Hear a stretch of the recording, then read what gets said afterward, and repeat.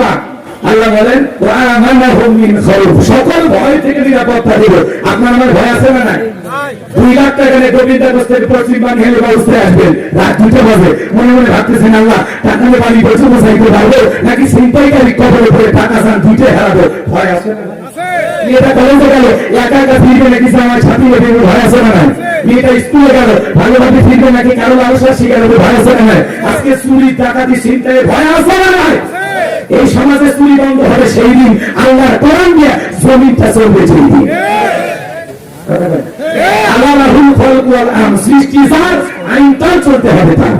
শোনেন শোনেন, আজকে সমাজে একটা উচিত কথা যদি করি পিঠের উপর দিয়ে যাবি নয়, এই আনন্দে কিছু লোক কিনে খাবে বগুড়ার স্পেশাল বই। যত 10 নং ঘোষ সত্যটা বললে দোষ, যত 10 নং ঘোষ সত্যটা বললে দোষ, প্রতিবাদ নামটা হবে তোমার মৌলবাদ, নামটা হবে তোমার সঙ্গীবাদ।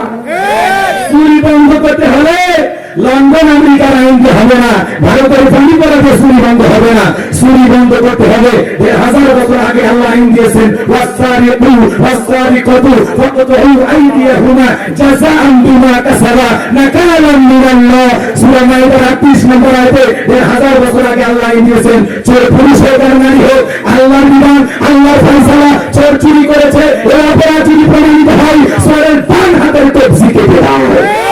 একটা চোরের হাত কেটে বাইতুল মুকাররমের সামনে নিয়ে আসা সোশ্যাল মিডিয়াতে যদি প্রচার করা হতো, বাংলার পার্লামেন্টে আইন পাস করা হয়েছে চোর চুরি করে হাত কেটে দেওয়া হবে, সমস্ত চোরেরা একটা অপরাধীর শাস্তি দেওয়া দেখলে চুরি বন্ধ করে তওবা করে আল্লাহর ওলি হয়ে যেত।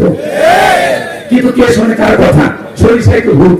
নেতাদের হাত কাটার আইন চালু করবে, ও তো বলছে আমি যে পরিমাণে দুর্নীতি করছি হাত তো আমার আগে কাটা যাবে, কারণ চোর টাকা দিয়ে ভরা। কথা নির্বাচন আগে সাইকেল কেনার টাকা নেই, আর রাতারাতি নেতা হলে গাড়ি বাড়ি, বাপরে বাপ, খালি গাড়ি বান্ধাই বাড়ি না ঢাকাই বাড়ি, এমন নেতা আছে বিদেশের বাড়ি। কোটি কোটি টাকা দুর্নীতি করেছে, 11 লক্ষ কোটি টাকা দুর্নীতি করে বিদেশে পাচার করেছে। 93 বিলিয়ন ডলার ঋণের বোঝা বাংলার মানুষের ঘাড়ে চাপায় ওরা পালিয়ে গেছে। এমপি মন্ত্রী হামলা কামলা নায়ক তায়ক মসজিদের ক্ষতি ইউনিয়ন পর্যায়ে নেতা পর্যন্ত পালিয়ে গেছে। আর দুর্নীতি কোন জায়গায় ছিল বোঝেন? কি ভাই আমি শুনতে বলবো? আপনার ড্রয়িং নাম্বারটা দেন। হাসেন কে কথা বলে রাস্তায় শুনবে খারাপ লাগে? আপনার এখানে সাইকেল যাবেন দিনের বেলা ঘুমাবেন, কত থাকবি আজকে গ্যারেজে 5-10 কোটি টাকা দামের গাড়িগুলো পড়ে আছে, কিন্তু এমপি মন্ত্রী নাই, সব টাকা লেগেছে। কথা জানেন মন্ত্রীরা সব কোথায় গেল, এমপিরা সব কোথায় গেল, কোথায় তাদের টাকা? সারা দেশটা এখন লাগে ফাঁকা ফাঁকা।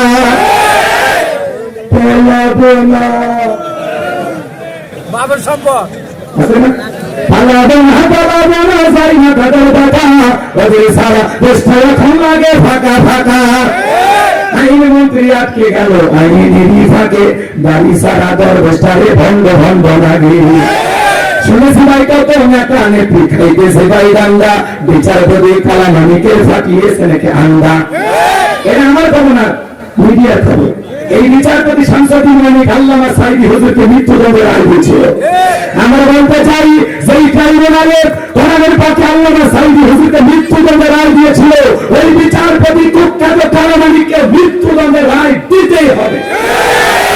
এই বিচারপতি মানিক টকশোতে পয়সা আমার বোনকে অপমান করেছিল, ছাত্র আন্দোলন সবাইকে রাজাকারের বাচ্চা বলে গালি দিয়েছিল, এই দেশের 116 জন আলেমের তালিকা করে দুদকের কাছে জমা দিয়েছিল। আমার মতো গাড়ি বাঁধার ভাঙনা বক্তা, ওই নাম্বার ছিল 23। সিরিয়াল নাম্বার কত? আপনারা শুনলেন না, ওরা ঠিকই ছিল জিনিসটা কি। আমার 2টা ওয়াজ ভুল ধরেছিল, কি ওয়াজ বললো বলে ভাবলাম দরকার হক কথা। যখন বুঝতেন আপনার উপরে বাতিলের চোখ পড়েছে, তার মানে দাওয়াত জায়গা মতো হচ্ছে। কথা বলেন না, 116 জন আলিমের তালিকা, তার মধ্যে আমার রোল নাম্বার 23। এরা তখন কি করছে? খাতর দ্বারা নির্মল কমিটি, এরা দুদকের কাছে জমা দিয়েছিল।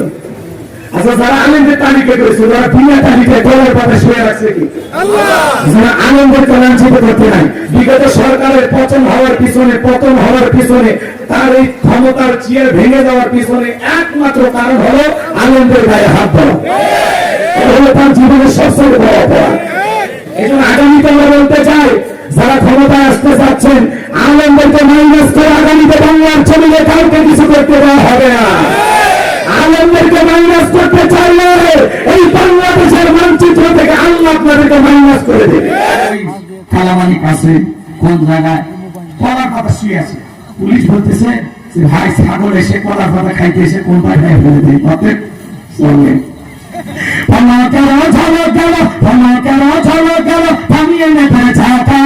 ওদের সারা দেশটা এখন লাগে ফাঁকা ফাঁকা। কোথায় গেল সংসদেতে মমতাজের গান, কোথায় গেল হযরত বাল্লা স্বামী ওসমান।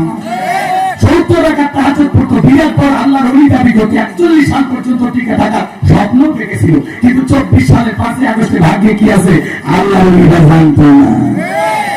ওরা আছে মাইক পেলে খেলা হবে, আর একজন শরীরই চলে না, তাও মানুষের সাথে ঠাট্টা বিদ্রুপ করে বলতো খেলা হবে।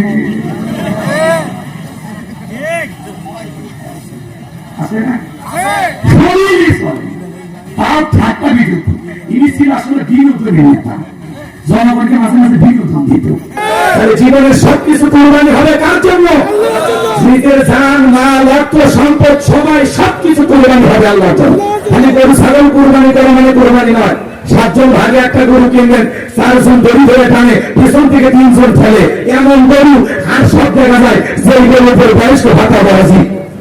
এমন গরু জবাই করলে কোরবানি হবে না। টান দূরের থেকে গরুটা বেঁচে যায়, ছেড়ে দিয়ে আমার ব্যবস্থা আসে, এরকম গরু জবাই করলে হবে না। তার সুন্নুল নাজির চমৎকার গাড়ি জবাই করতে হবে। শোনেন 4টি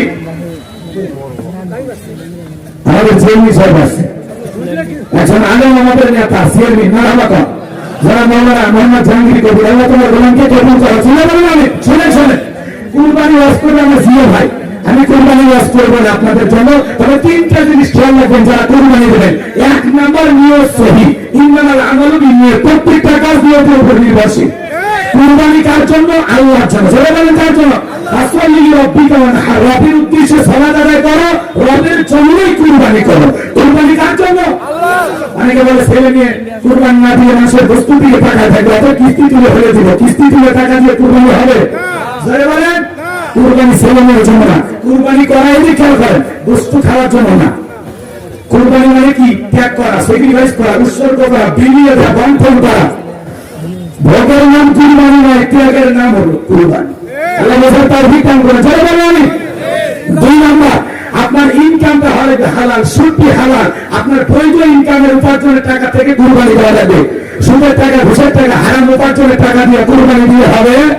আল্লাহ পবিত্র, তিনি পবিত্র বস্তুকে ভালোবাসেন। 3 নাম্বার, আগে নামাজ পড়ো, তারপরে কুরবানি করো। নামাজি হয়ে কুরবানি দিতে হবে, পারবো ইনশাআল্লাহ। সকাল 9টায় ঘুম থেকে ফজরও নাই, ঈদের নামাজও নাই, জড়িত হয়ে বসে আছে।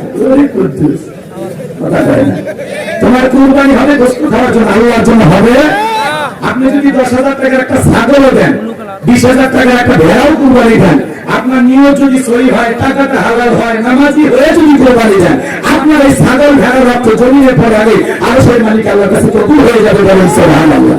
এই জন্য আল্লাহ বলেন ওয়ালাকিন ইয়ানালহু তাকওয়া মিনকুম। আল্লাহ বলে কয় লাখ টাকার গরু দিলে এটা আমি দেখি না, আমি দেখি তোমার অন্তরে তাকওয়া। তোমার অন্তরে নিয়ত যদি সহি হয়, তোমার টাকাটা যদি হালাল হয়, তুমি যদি কুরবানি আমার জন্য দিয়ে থাকো, তাহলে ছাগলের রক্ত পড়ার আগেই আমি আল্লাহর কাছে কবুল হয়ে যাবে। বলেন সুবহানাল্লাহ। তাহলে আমরা আল্লাহর জন্য কুরবানি দেবো ইনশাআল্লাহ।